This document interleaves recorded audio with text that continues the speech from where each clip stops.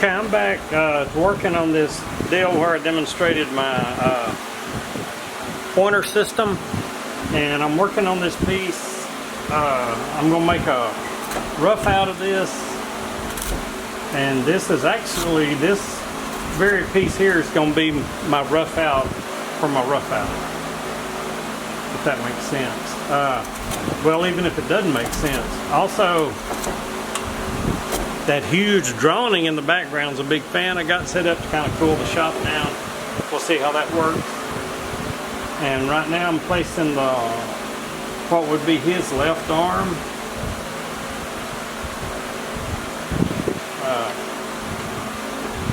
Trying to get it set back, and what I'll do while I do this will be a lot of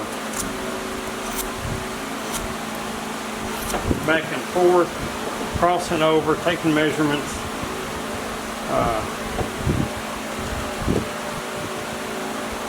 And I know it's pretty easy to say, well, hey, just do it over here, and then you want to cross back and forth.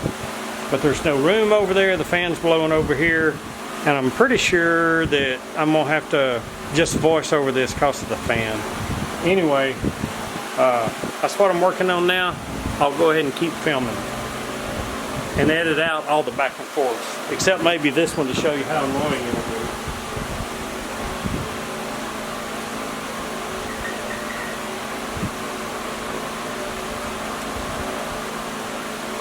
Take the measurement and then go right back over in front.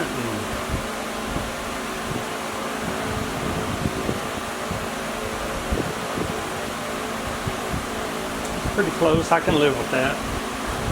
And what I'm doing on all of it is leaving extra wood. I set it a little bit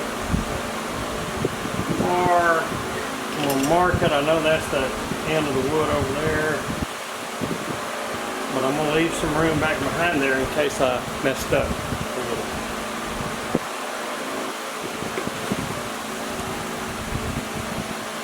You got to be careful in doing this and going back and forth. Anytime you touch something, it throws it off.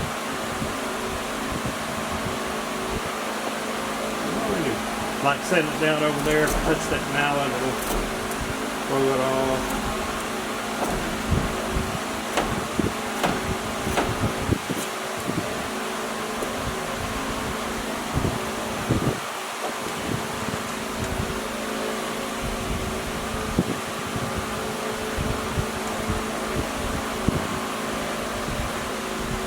Kind of easy to lose your place on this because I keep thinking this is the face, that's the scarf, the face is way up here. So I was kind of thinking, wow, I'm way off because the arm's way too long. And then find out, no, that's not the case. Still in good shape.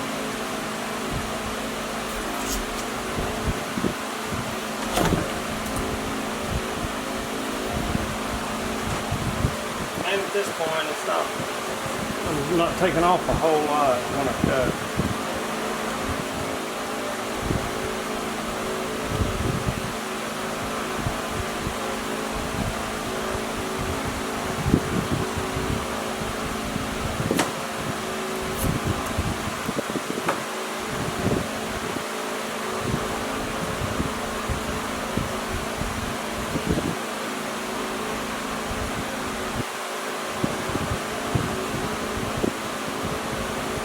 This is by far probably the slowest way to carve.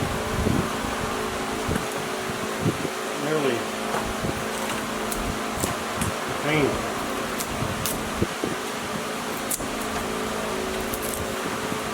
Now I know where the back of the arm goes, so I can pick up a lot more wood right here at the back.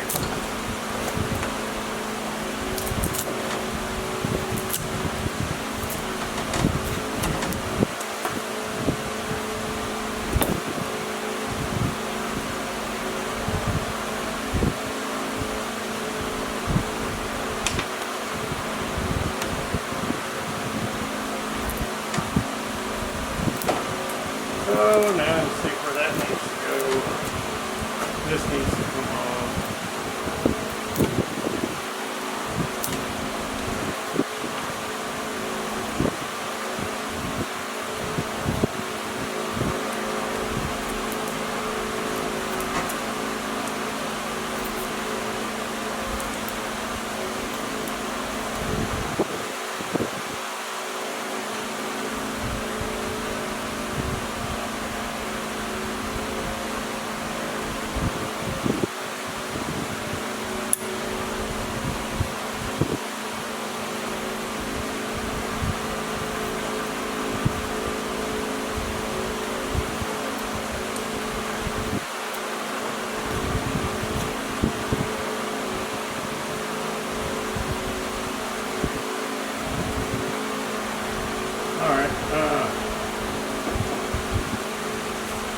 Okay, I did a little short video on how I use my pointer system on this guy here. And I did like a knee and belly or somewhere up here. I forget now. Hadn't been that long ago, but I don't remember. But anyway, I know it's one of these points. I showed you how to do that. And what I did, I pointed out most of this. Worked it with the pointer and got it where I've got the basic form. Then, they just get so tedious in trying to keep up with that. You know, where did I mark, where I didn't, how did I get around to the back? Well, then I just held the model up there and just profiled the back, used some calipers to make sure I was right, I guess you'd say width-wise. So I bandsawed that out. And there's the front. And what I'm going to do now is just work on this like a carving. There's some places, anyway, I'll leave this, I'm just thinking out loud, there's some places where I know I've got to carve in. I know this comes in a lot, but I'll leave the legs. I won't carve those. And really, I like that to be a starting point because I can set the feet and I'll point the feet in and out. But I think I'm going to leave the feet just like this, pretty straightforward on this one. But I'll leave that solid so it'll have a firmer base while I'm working on the top. Got a lot of stuff to take off here. And I'll be working with it in the vise and out of the vise. And right now what I'm going to do is, you see how that's the shape of the hat, the top's rounded and this part isn't. So I'm fixing to round this to where it's the hat shape, and then I'll put it back in the vise, the carving arm, and get to carving on it with that like I do most of my stuff. But right now I'm going to just put it on the table here and beat and bang on it and take off some big chunks of wood. Okay, I want you to look at this, one of the last cuts I made right here. Man, it just looks shaggy. This is not a real good piece of basswood, I know that. But I was wondering how much of that is the wood and how much of it's a dull chisel. So that's the last cut I made. I'll make another cut here. I've just reworked my chisel for about 30 seconds.